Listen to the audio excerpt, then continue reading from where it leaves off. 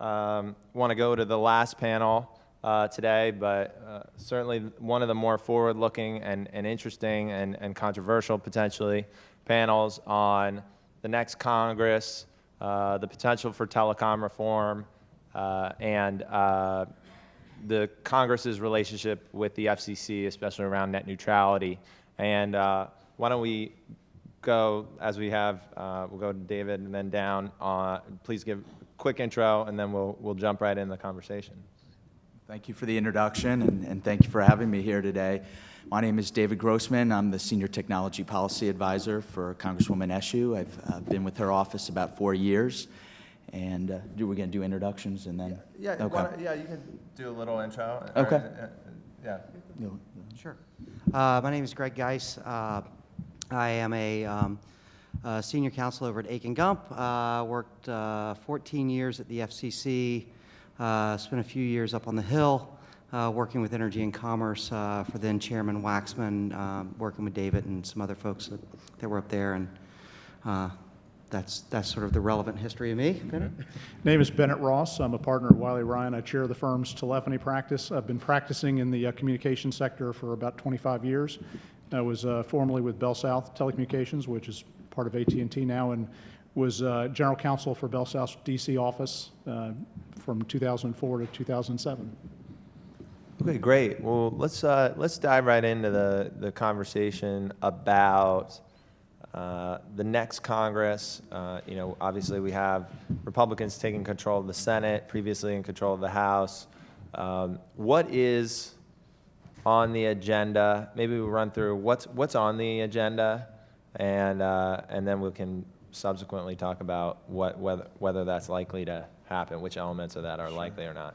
I think it's going to be a very active year in the telecom space on the Hill. Of course, the big question will be at the end of 2 years, will we have a bill to show for it? I don't know the answer to that, but I think first and foremost what we have on the plate is net neutrality. I mean, it's the elephant in the room. You know, from my boss's perspective, she's eager to see the commission move forward as quickly as possible. She has publicly supported a light touch Title II approach and joined by the president and many others in Congress. I think realistically, based on what I hear on the Hill, this is going to be a contentious issue right out the gate as we start out in January. There is some talk of a legislative approach.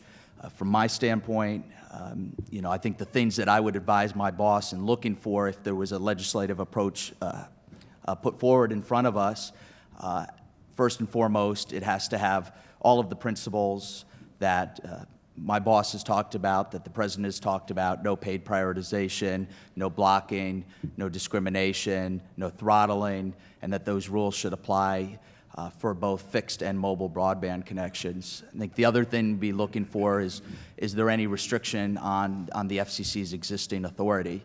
That's you know, a big issue for, I'd say, for Democrats. And then I think, and we'll get into this as kind of the second piece of Communications Act update, I think that they need to be handled separately, independent. I mean, this is, net neutrality is a highly controversial issue. We all know it. And I think whatever we're going to do, it needs to be done independently.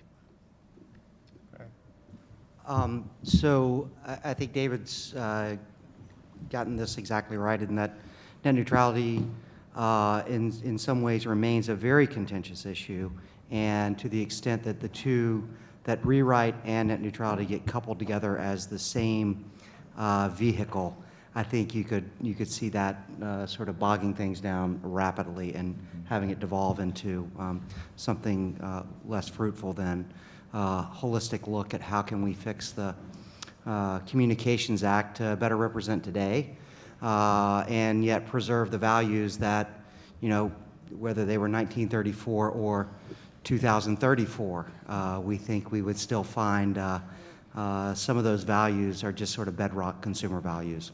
And I think that's the real challenge for Congress as they move forward. Hopefully it remains. I think, you know, we were saying beforehand, there was a series of white papers that the last Congress did. It was a nice vehicle to get a lot of people's interests and issues onto the table.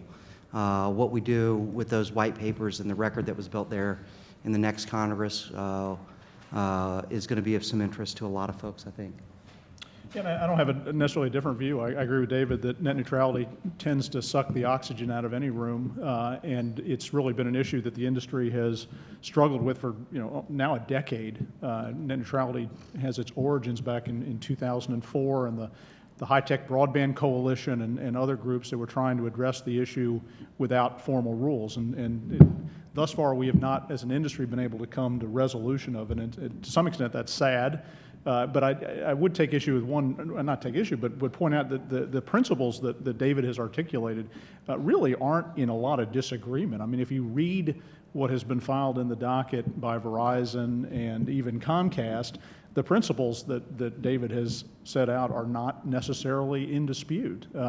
Where we have devolved currently is this notion of somehow Title II is a superior regulatory framework to Section 706 or even the FCC's historical ancillary authority under Title I. And I think that is the issue that is confronting us that really has nothing to do with the substance of, in my estimation, of rules that would be put in place and that the industry would have to live with.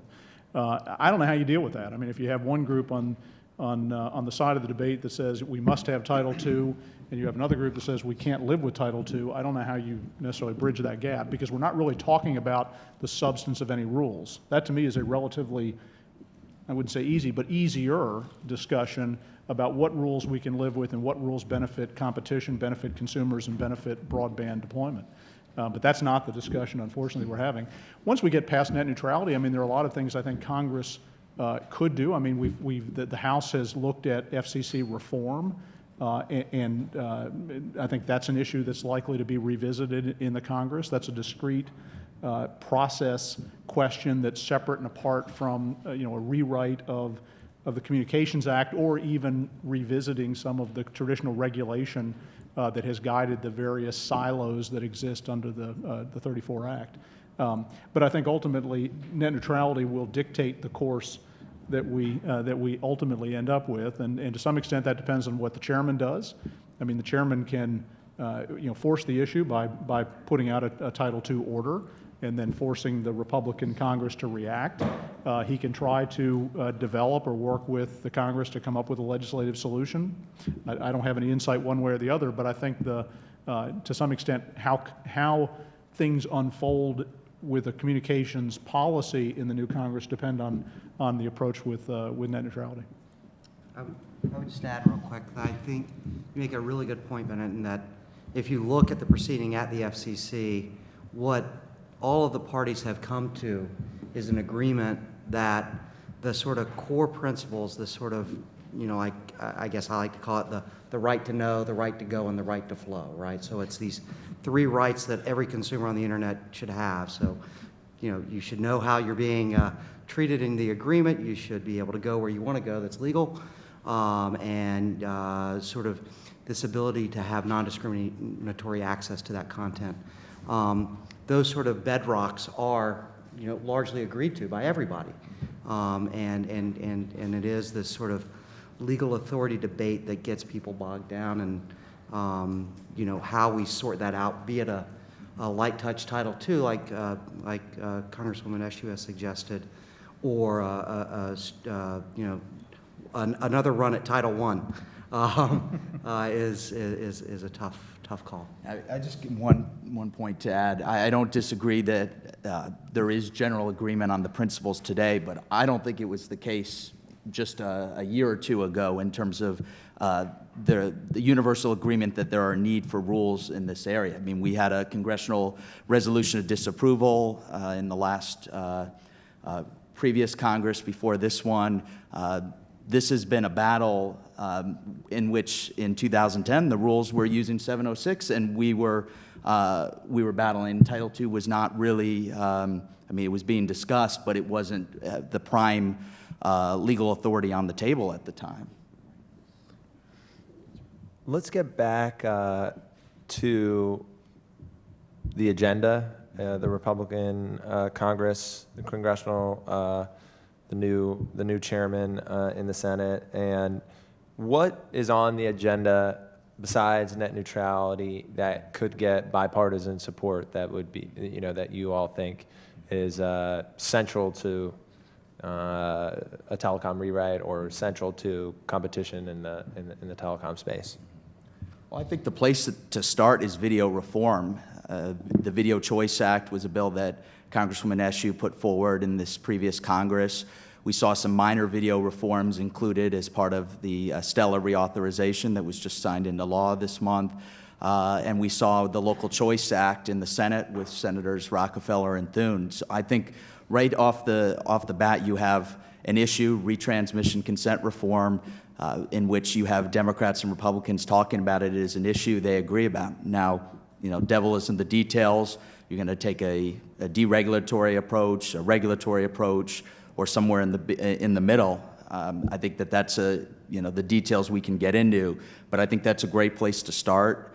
There's agreement. I think Communications Act update is harder because first and foremost we need to know what are our goals? What are we trying to accomplish as part of an update of the Communications Act? I think it's not clear to me what we're trying to accomplish. And there's some people who say today we have robust competition, the marketplace has dramatically changed. No doubt over-the-top video, there are tons of new innovations that didn't exist 17 years ago, but at the same time there is a fundamental challenge, which is that over-the-top services require a broadband connection. And if you live in many parts of this country where at speeds of 25 megs and higher, you can only get one provider, that doesn't sound like competition to me. So I think we need to figure out what are the principles. I think some of them that the Congresswoman has talked about, last mile access, interconnection, consumer protection, public safety, including access to 911. I think those are probably some of the principles to start with. If we have agreement there, I think it makes it a lot easier to have a more in-depth conversation about what a Communications Act update would look like. Well, I think the challenge, and the answer to your question, Teddy, is I don't know. I don't think the Chairman Thune has articulated his vision for communications policy in the coming years. Chairman Upton has looked at a lot of issues, and Chairman Walden as well. But in terms of what the priorities, I agree with David. Ultimately, I think it comes down to, what is the goal? If the goal is and I hate the word rewrite of the Communications Act. I mean, we really need to blow up the Communications Act and start anew. But that is not going to get done, in one legislative session. It might not ever get done. And so I don't think anybody who's worked in this industry for any length of time would think that the construct of the 34 Act, which actually dates back to the Interstate Commerce Commission Act from the 1800s, is actually the model that we ought to use in a modern internet age for regulation. But it's what we have. And so how do you, if Congress decides in its wisdom that we're going to rewrite the act, that becomes a very challenging endeavor. You have various groups that have vested interest in either preserving the status quo or changing the status quo, all of which will come to bear in a brouhaha that probably is not going to get resolved anytime soon. By contrast, if the Congress decides that there are particular issues that can be dealt with discreetly, and David's identified video as potentially one of them, I don't know, but I do think that that's probably, if that approach prevails, it's more likely that you're going to see legislative action because there's less to get bogged down in if you take it in small bits as opposed to trying to take the whole thing on at one time. Yeah, I would say, I think somebody once said when you put comprehensive in front of act, you tend to get into a tar pit quickly. But I would say that, one point I would make, I think, is that, again, the 34 Act is an old piece of legislation, but it does contain some things like access for all Americans to communication services that I don't think should change at this point, given that we do need to continue as a country to ensure that these networks, which are amazingly transformative to people's lives, are reachable by everybody in this country. competition, a 96 Act addition to your point about should you be more surgical, or are you sort of comprehensive? Introduction of competition following the Judge Green's decision and the legacy of all of that into the 96 Act created an opportunity in the local market that just previously did not exist, and in some ways led the way to this investment in local broadband networks that have made this revolution possible. The opportunities that Section 307 provides in spectrum for a range of participants in auctions. FCC at times uses that more flexibly than at other times, but it's still, I think, ensuring that there is a diversity of opportunity for people on spectrum is a principle that we can move forward with. Now, how you write the statute around those, or how you morph those to sort of address the changing marketplace, is an important discussion to have. But when I say that there are some bedrock principles, I think those are sort of competition, access, and consumer protection remain sort of these key values that I think we can move on as a basis in 2015 to look at the Act. The only thing I'd say, I mean, there's no doubt that much has changed since the 96 Act, but you remember that, I mean, for those of us who were here at the time, the discussion about the 96 Act was, we want to facilitate competition in a variety of marketplaces, and to Greg's point, I mean, the idea was that you would develop competition in voice markets by taking the historical monopoly away from the bell companies and allowing other competitors to come in and participate in offering voice services. But the whole discussion that surrounded that debate turned out not really to unfold. Congress didn't anticipate interconnected VoIP. Congress did not anticipate that cable companies would actually be the primary competitor for voice services. Congress did not anticipate, nor could it, that the voice market as a separate market would devolve into a non-existent service these days.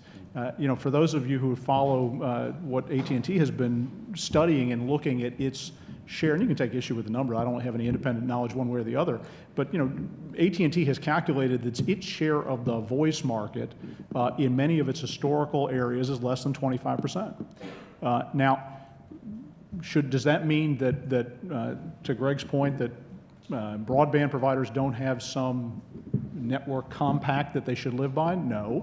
But what it does mean is this idea that simply because a company that historically has provided a connection to customers somehow should be regulated as if it were the monopolist or as if it were a dominant player in the market, which, if you look at all independent data, suggests is not the case.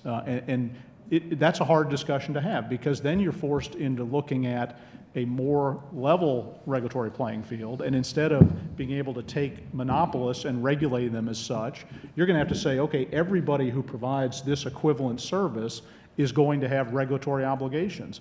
Does that include over-the-top providers? So the debate now that we're having about text to 911, it's easy to impose a text to 911 obligation on CMRS providers and even some facilities-based text providers. But what about over the top? That's a harder question. Well, from a consumer standpoint, they don't know the difference. All they know is they have an app, they go to their phone and they start texting. They can reach 911 with some of those services, but not others.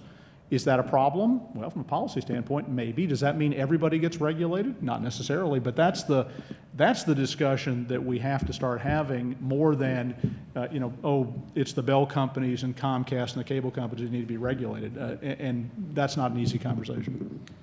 You spoke briefly about incumbent interests and people who are going to be affected by this, any changes to the Telecommunications Act. Who are the big players now, and to the extent you can share, how much influence do these incumbents wield on this conversation? I think Bennett brought it up, that there are going to be all these key industries and companies. Are there any that really stand out as having a lot of influence on the Hill, so that any law is likely to preference them, or who are the big players, in other words, from a lobbying standpoint these days?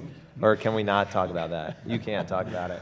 I don't know. You guys might not be able to talk, but can we even get into that conversation? I'll just say generally, from the white papers that the committee, the majority staff has circulated over the past year, and I think this last one on video was either the 5th or 6th white paper. I mean, we've heard from everybody. I think one of the papers, we had 115 commenters, and I think the others have had similar response rates. So the process has been one in which, you know, I'd like to believe you don't need to have a lobbyist in Washington to be able to comment on the process that we've begun.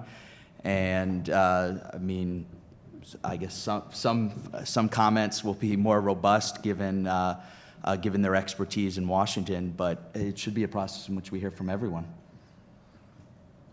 Yeah, I think David's right to point to the number of folks that actually commented.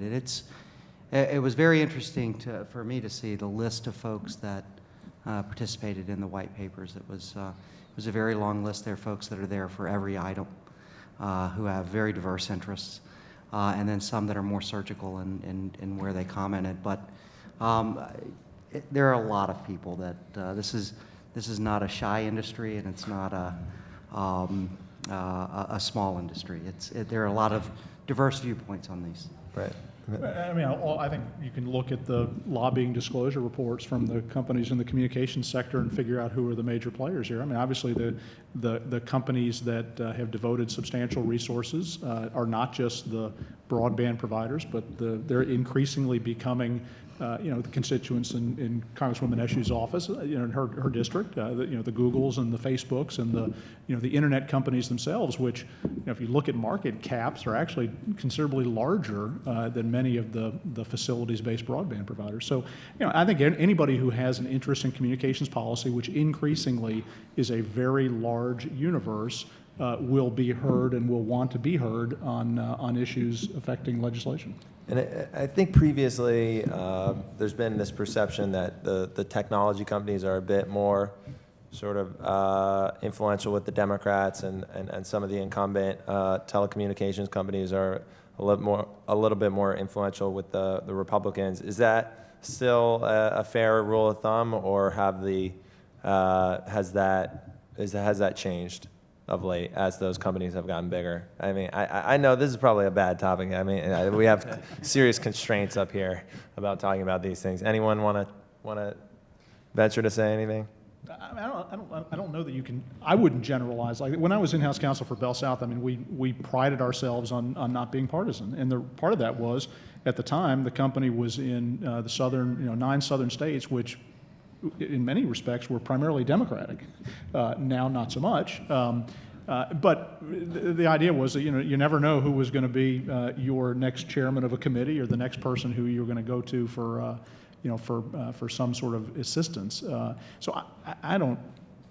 Certainly, the contribution levels that companies provide, I think, tend to be balanced, not necessarily universally so, but I think they're generally balanced. So I wouldn't necessarily agree with that characterization. Perhaps we could go back to 2 items on the agenda for next year that were not talked about directly. First, the incentive spectrum auction, and second, FirstNet. I think on the spectrum side, I mean, we just had a phenomenal response on the AWS-3 auction, and I think what you've seen in the 113th Congress is how well Democrats and Republicans in both chambers have worked together. We convened a process in which we regularly met with DOD, NTIA, and the FCC, and I've seen a remarkable increase in communication from when we started that process, and there was a reluctance to have this conversation about freeing up additional spectrum held by DOD and other federal agencies. So I think we've come a long way in that respect. The results of the AWS-3 auction, $43+ billion, and then the incentive auction, which I think is still targeted for 2016. There will be, I would have every expectation, continued oversight hearings in both the House and Senate, ensuring that moves forward successfully, and same with respect to FirstNet. Now, the AWS-3, it's 43 billion and counting, so, I mean, it's really just a phenomenal auction. I think it went over 44 today. Oh, did it? That's So, yeah, I mean, it's just shocking, and, David and I were working up on the Hill, and I can tell you that's not what the estimate was. But I think you're right to point out, spectrum opportunities are great areas. A number of members have signed on to bipartisan legislation to try to advance the ball on federal and commercial opportunities and ways to incentivize federal agencies to take a look at their spectrum in a way that is helpful. And it seems to me that as I was leaving government, it was a little bit more of a receptive audience to entertaining those ideas, and so hopefully, that will continue to advance in the 114th. So quick question, obviously merger review is outside somewhat of the scope of a lot of people in Congress, or at least that's the sort of general approach that you see, very deferential to the agencies, but a lot of times you can't get a sense of what the political vibe is on the Hill. We've got gotten a lot of different comments over the past few months from policymakers on the Hill, talking about the types of calls they're getting in, the types of lobbying pressure. What is the sense of these mergers? Is there any vibe on the Hill? Do you get a sense that these mergers are a done deal or in more trouble than were expected? Is there a vibe there at all that you guys can share?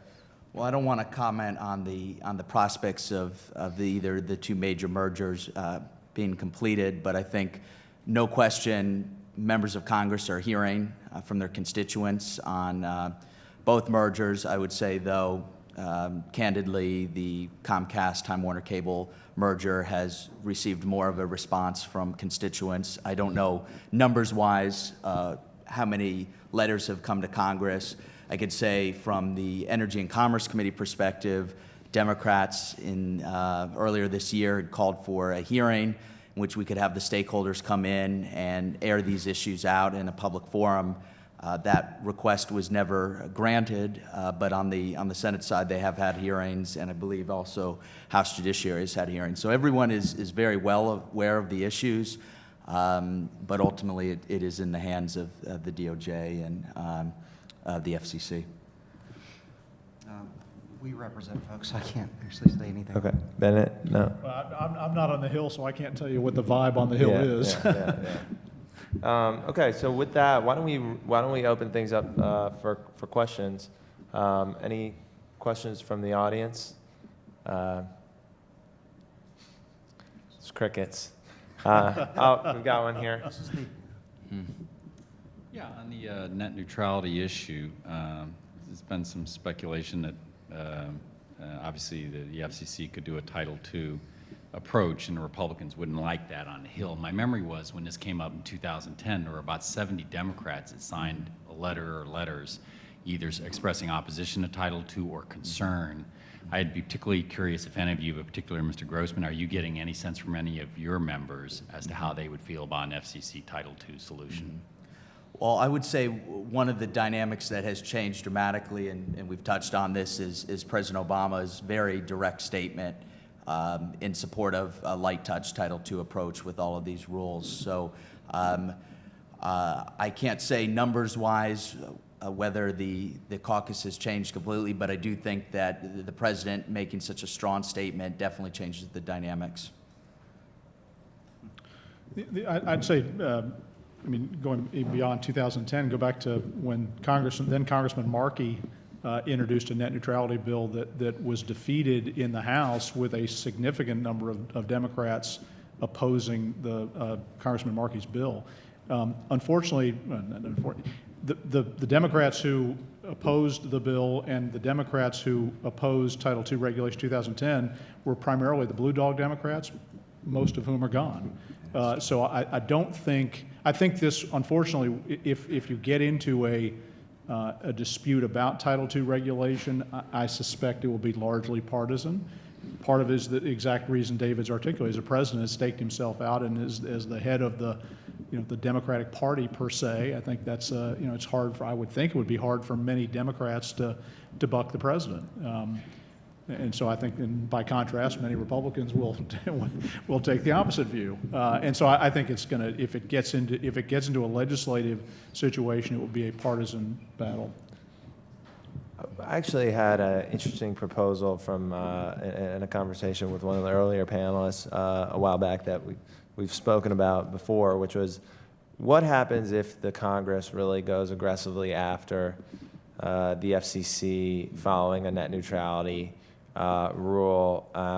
One of the proposals was, that's been presented is kind of creative, where the FCC.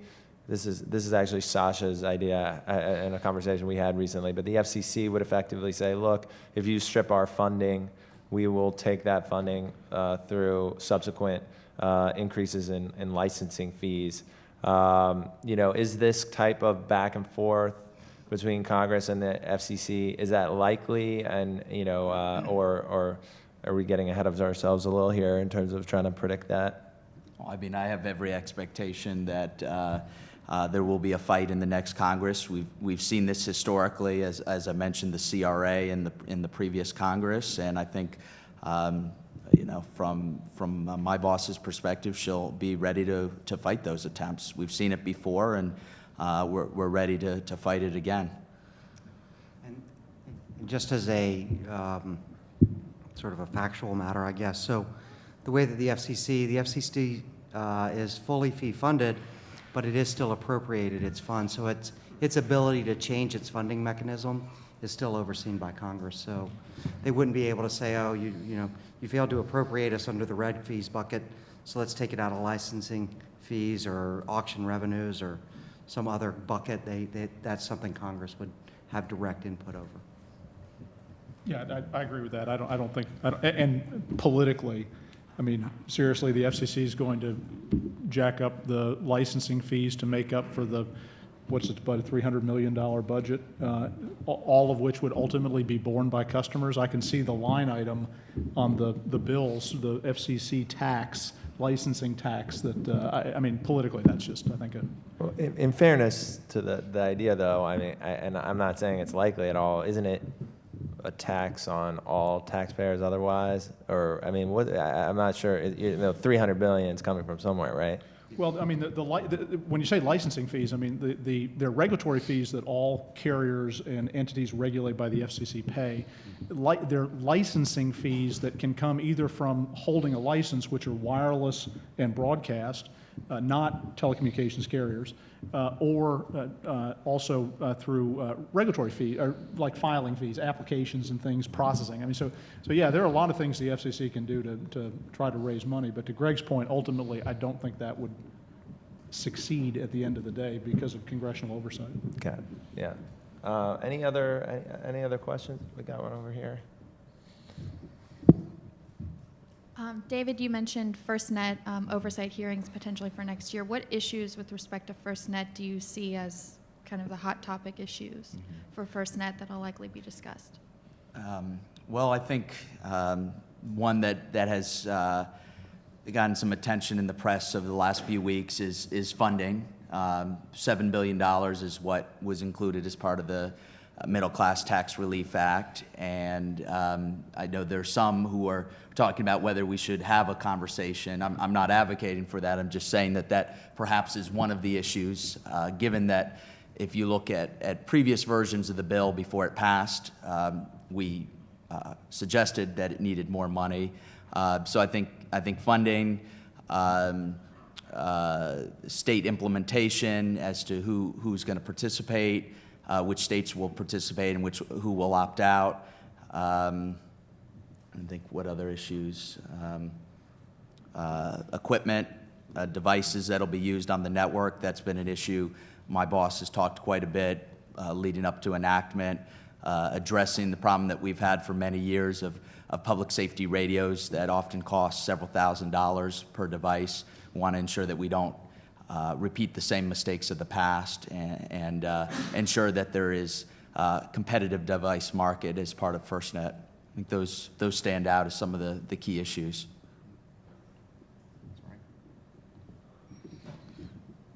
Any other questions from the audience?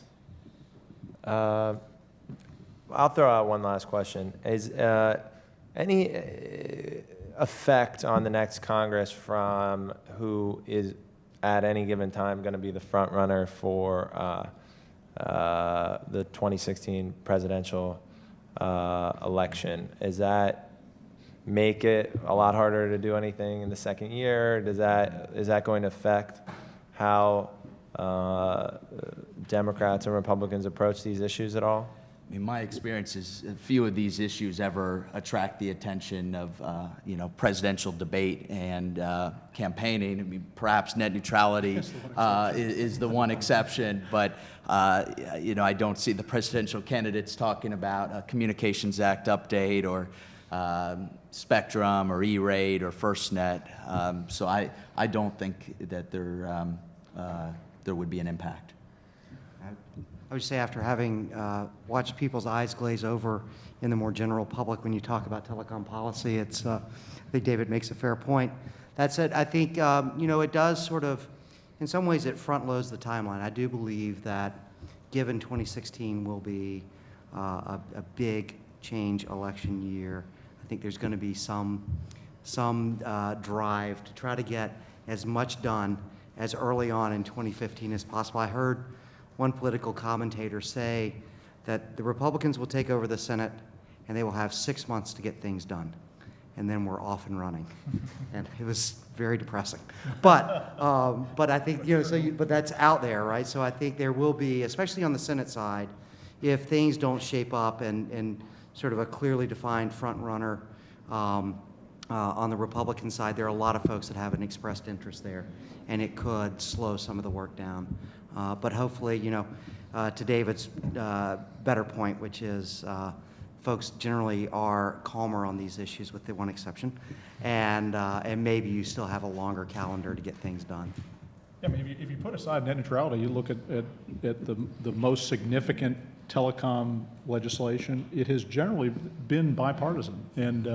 And so you would like to think that to the extent, at least with respect to discrete issues that leadership either in the House and the Senate identify as ripe for legislation, you would like to think that there can be a discussion and consensus reached on how to deal with those issues. But to Greg's point, I mean, when you have potential senators who are potential presidential candidates involved, and you're deep into the political season and calendar, it can you never know how it's going to end up.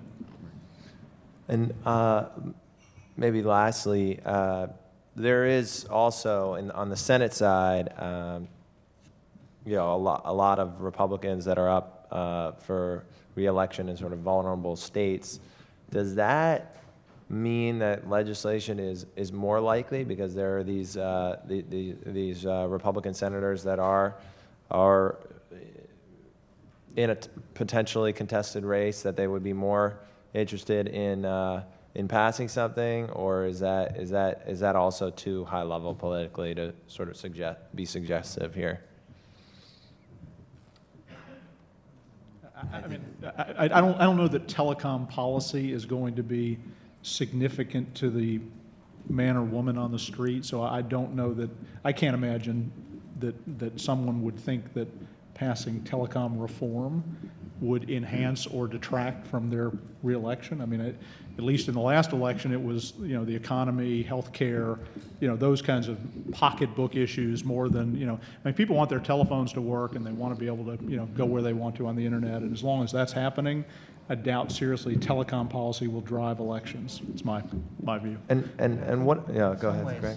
In some ways, I think, if you look at the committees of jurisdiction over telecom, Energy and Commerce has good senior leadership in place that kind of gets it, understands the importance of this sector to the economy.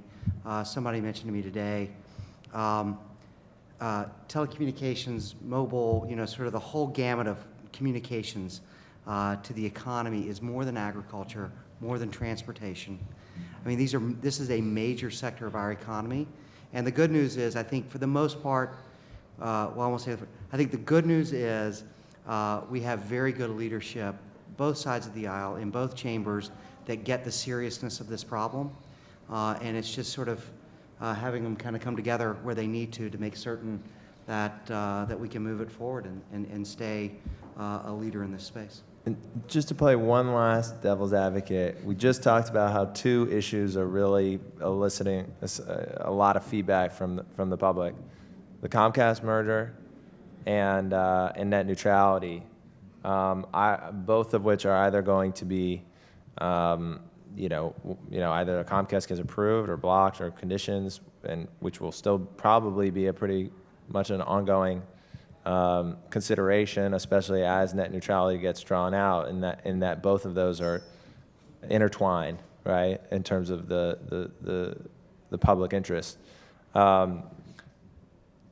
Do those go away? I mean, are those going to be topics that continue to stay in the press, and that may be a big deal in 2016, or do we see those being resolved in a timely fashion and sort of getting pushed under the rug? A lot will depend on how net neutrality gets resolved, right? So rules will be in place. It's on what basis, and those whether it stays in the press. I was thinking on the ride over here. So a few years back, I set up a Google alert with net neutrality, and I've got not to brand on just Google, but I've got other alerts. And net neutrality is the only alert that sends me something every single day. It's an amazing, in fact, I went in to edit it to see if there was a way to make it stop. And I noticed there were 3 other alerts I hadn't heard anything on in months. And so I think net neutrality has staying power as an issue. I think it would be great if it didn't, and that we could get to a resolution that all folks would be happy with, and have a court uphold it and sort of move on. But that might be wishful thinking. No, I agree with that. I mean, it is, I think David made the point earlier, net neutrality is one of the few issues that I can recall becoming an issue in an election. I mean, candidate Barack Obama talked about net neutrality in 2008. All of the Democratic candidates had to come out in support of net neutrality as a concept, which most people don't disagree with anyway, but it became a political event, and it has become more so. And to Greg's point, it depends on how it gets resolved, whether or not it continues to be used politically by either side for their own benefit. I mean, I can say in 2014, net neutrality, we received the most comments from constituents on that topic over any other topic this year, and that includes energy, healthcare, Social Security, veterans issues. Net neutrality by far heard from the most number of constituents. I think that's very telling.